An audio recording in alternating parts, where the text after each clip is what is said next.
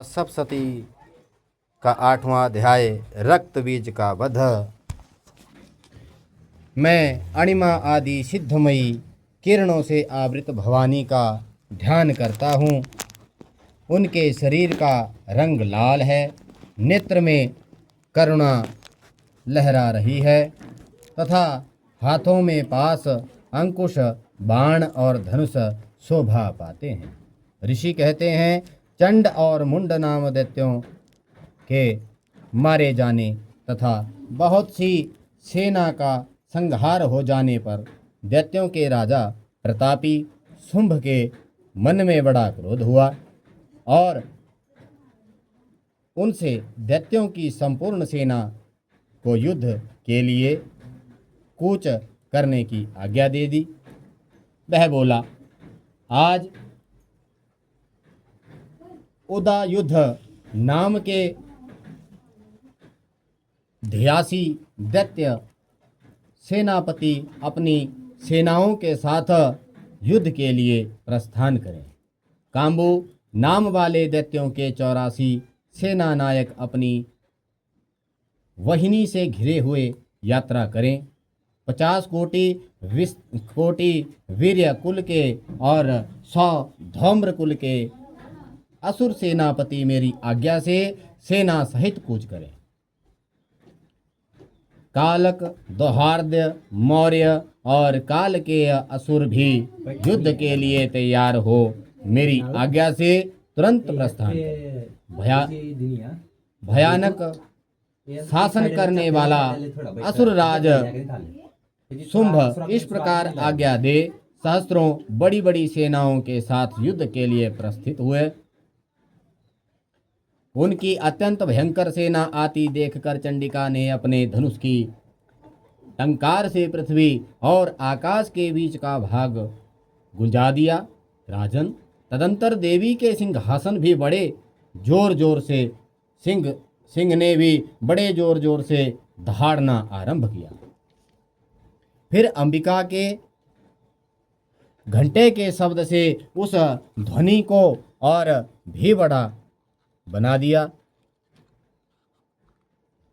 धनुष की टंकार, सिंह की दहाड़ और घंटे की ध्वनि से संपूर्ण दिशाएं गूंज उठी। उस भयंकर शब्द से काली ने अपने विकराल मुख को और भी बड़ा कर लिया तथा इस प्रकार वे विजयिनी हुई। उस तुमुल नाद को सुनकर दैत्यों की सेनाओं ने चारों ओर से आकर चंडिका देवी, सिंह तथा काली देवी को क्रोधपूर्वक घेर लिया। राजन, इसी बीच में असुरों के विनाश तथा देवताओं के अभ्युदय के लिए ब्रह्मा, शिव, कार्तिकेय, विष्णु तथा इंद्र आदि देवों की शक्तियां जो अत्यंत पराक्रम और बल से संपन्न थी, उनके शरीरों से निकलकर उन्हीं के रूप में चंडिका देवी के पास गई। जिस देवता का जैसा रूप, जैसी वेशभूषा और जैसा वाहन था, ठीक वैसे ही साधनों से संपन्न हो उनकी शक्ति असुरों से युद्ध करने के लिए आई। सबसे पहले हंस युक्त विमान पर बैठी हुई अक्षसूत्र और कमंडलू से सुशोभित ब्रह्मा जी की शक्ति उपस्थित हुई, जिससे ब्राह्मणी कहते हैं। महादेव जी की शक्ति वृषभ पर आरूढ़ हो हाथों में श्रेष्ठ त्रिशूल धारण किए, महा नाग का कंकण पहने, मस्तक में चंद्र रेखा से विभूषित हो वहां आ पहुंची। कार्तिकेय जी की शक्ति रूपा जगदम्बिका उन्हीं का रूप धारण किए श्रेष्ठ मयूर पर आरूढ़ होकर हाथों में शक्ति लिए दैत्यों से युद्ध करने के लिए आई। इस प्रकार भगवान विष्णु की शक्ति गरुड़ पर विराजमान हो शंख, चक्र, गदा, संग, धनुष तथा खड्ग हाथ में लिए हुए आई। अनुपम यज्ञ बाराह का रूप धारण करने वाली श्री हरि की जो शक्ति है, वह भी बाराह शरीर धारण करके वहां उपस्थित हुई। नारसिंही शक्ति भी नृसिंह के समान शरीर धारण करके वहां आई। उनकी गर्दन के बालों के झटके से आकाश के तारे बिखरे पड़ते थे। इसी प्रकार इंद्र की शक्ति वज्र हाथ में लिए गजराज ऐरावत पर बैठकर आई। उनके भी सहस्त्र नेत्र थे। इंद्र का जैसा रूप है वैसा ही उनका भी था। तदंतर उन देव शक्तियों से घिरे हुए महादेव जी ने चंडिका से कहा, मेरी प्रसन्नता के लिए तुम शीघ्र ही इन असुरों का संहार करो। तब देवी के शरीर से अत्यंत भयानक और परम उग्र चंडिका शक्ति प्रकट हुई, जो सैकड़ों गीदड़ियों की भांति आवाज करने वाली थी।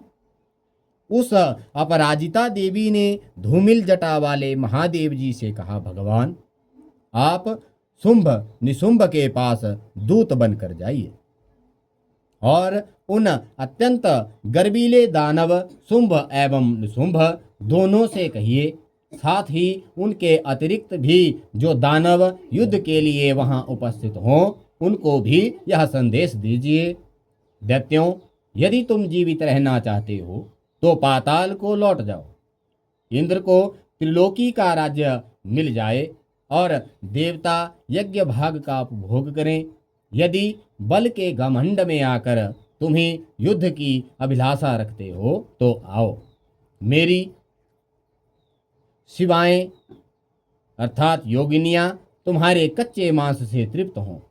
क्योंकि उस देवी ने भगवान शिव को दूत के कार्य में नियुक्त कर दिया था, इसलिए वह शिवदूती के नाम से संसार में विख्यात हुई। वे महादैत्य भी भगवान शिव के मुंह से देवी के वचन सुनकर क्रोध में भर गए और जहां कल्याणी विराजमान थी उस ओर बढ़े। तदंतर वे दैत्य अमरस में भरकर पहले ही देवी के ऊपर बाण शक्ति और वृष्टि आदि अस्त्रों शस्त्रों से वृष्टि करने लगी। तब देवी ने भी खेल खेल में ही धनुष की टंकार की और उसे छोड़े हुए बड़े बड़े बाणों द्वारा दैत्यों के चलाए हुए बाण शूल शक्ति और फारसों को काट डाला। फिर काली उनके आगे होकर शत्रुओं को शूल के प्रहार से विदर्ण करने लगी और खड़वांग से उनका कुचुंबर निकालती हुई रणभूमि में विचरने लगी। ब्रह्माणी भी जिस जिस ओर दौड़ती उसी ओर अपने कमंडलू का जल छिड़क कर शत्रुओं के ओज और पराक्रम को नष्ट कर देती थी। माहेश्वरी ने त्रिशूल से और वैष्णवी ने चक्र से और अत्यंत क्रोध में भरी हुई कुमार कार्तिकेय की शक्ति से दैत्यों का संहार करना आरंभ कर दिया। इंद्र शक्ति के वज्र प्रहर से विदर्ण हो सैकड़ों दैत्य दानव रक्त की धारा बहाते हुए पृथ्वी पर सो गए। 12 ही शक्ति कितनों को अपनी थोथन की मार से नष्ट किया। दाढ़ों के अग्रभाग से कितनों की छाती भेद डाली और कितने ही दैत्य उनके चक्र की चोट से विदर्ण होकर गिर पड़े। नारसिंही भी दूसरे महादैत्यों को अपने नखों से विदर्ण करके खाती और सिंहनाद से दिशाओं एवं आकाश को गुंजाती हुई युद्ध क्षेत्र में विचरने लगी। कितने ही असुर शिवदूती के प्रचंड अट्टहास से अत्यंत भयभीत होकर पृथ्वी पर गिर पड़े और गिरने पर उन्हें शिवदूती ने उस समय अपना ग्रास बना लिया। इस प्रकार क्रोध में भरे हुए मातृगणों को नाना प्रकार के उपायों से बड़े बड़े असुरों का मर्दन करते देख दैत्य सैनिक भाग खड़े हुए। मातृगणों से पीड़ित दैत्यों को युद्ध से भागते देख रक्तबीज नामक महादैत्य क्रोध में भरकर युद्ध करने के लिए आया। उसके शरीर से जब रक्त की बूंद पृथ्वी पर गिरती तब उसी के समान शक्तिशाली एक दूसरा महादैत्य पृथ्वी पर पैदा हो जाता।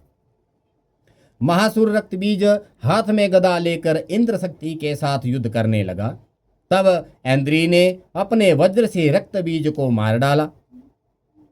वज्र से घायल होने पर उसके शरीर से बहुत सा रक्त चूने लगा और उससे उसी के समान रूप एक पराक्रम वाले योद्धा जो थे वो उत्पन्न होने लगे। उसके शरीर से रक्त की जितनी बूंदें गिरती उतने ही पुरुष उससे उत्पन्न हो गए। वे सब रक्त बीज के समान ही वीर्यवान, बलवान और पराक्रमी थे। वे रक्त से उत्पन्न होने वाले पुरुष भी अत्यंत भयंकर अस्त्र शस्त्रों का प्रहार करते हुए वहां मातृगणों के साथ घोर युद्ध करने लगे। पुनः वज्र के प्रहार से जब उनका मस्तक घायल हुआ तब रक्त बहने लगा और उससे हजारों पुरुष उत्पन्न हो गए। वैष्णवी ने युद्ध में रक्त बीज पर चक्र का प्रहार किया तथा ऐन्द्री ने उस दैत्य सेनापति को गदा से चोट पहुंचाई।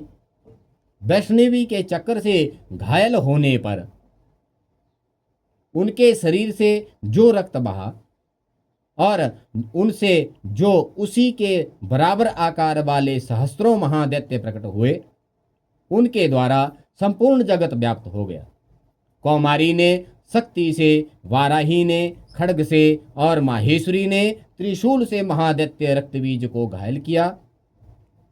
क्रोध में भरे हुए उस महादैत्य रक्तबीज ने गदा से सभी मातृ शक्तियों पर पृथक पृथक जो है वो प्रहार किया। शक्ति और शूल आदि के अनेक बार घायल हो जाने पर जो उसके शरीर से रक्त की धारा पृथ्वी पर गिरी, उससे भी निश्चय ही सैकड़ों असुर जो है उत्पन्न हो गए। इस प्रकार उस महादैत्य के रक्त से प्रकट हुए असुरों द्वारा संपूर्ण जगत जो था वो व्याप्त हो गया। उनसे उन देवताओं को बड़ा भय हुआ। देवताओं को उदास देखकर चंडिका ने काली से शीघ्रतापूर्वक कहा, चामुंडे, तुम अपना मुख और भी फैलाओ तथा मेरे शस्त्रपात से गिरने वाले रक्त बिंदु और उनसे उत्पन्न होने वाले महादैत्यों को तुम अपने इस उतावले मुख से खा जाओ।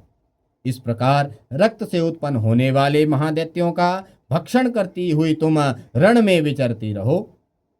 ऐसा करने से उन दैत्यों का सारा रक्त क्षीण हो जाने पर वह स्वयं भी नष्ट हो जाएगा। उन भयंकर दैत्यों को जब तुम खा जाओगी तब दूसरे नए दैत्य उत्पन्न नहीं हो सकेंगे। काली से यूं कहकर चंडिका देवी ने शूल से रक्तबीज को मारा और काली ने अपने मुख में उसका रक्त ले लिया। तब उनसे वहां चंडिका पर गदा से प्रहार किया, किंतु उस गदापात ने देवी को तनिक भी वेदना नहीं पहुंचाई। रक्तबीज के घायल शरीर से बहुत सारा रक्त गिरा, किंतु ज्यों ही वह रक्त गिरा त्यों ही चामुंडा ने उसे अपने मुख में ले लिया। रक्त गिरने से काली के मुख में जो महादैत्य उत्पन्न हुए उन्हें भी वह चट कर गई और उसने रक्तबीज का रक्त भी पी लिया।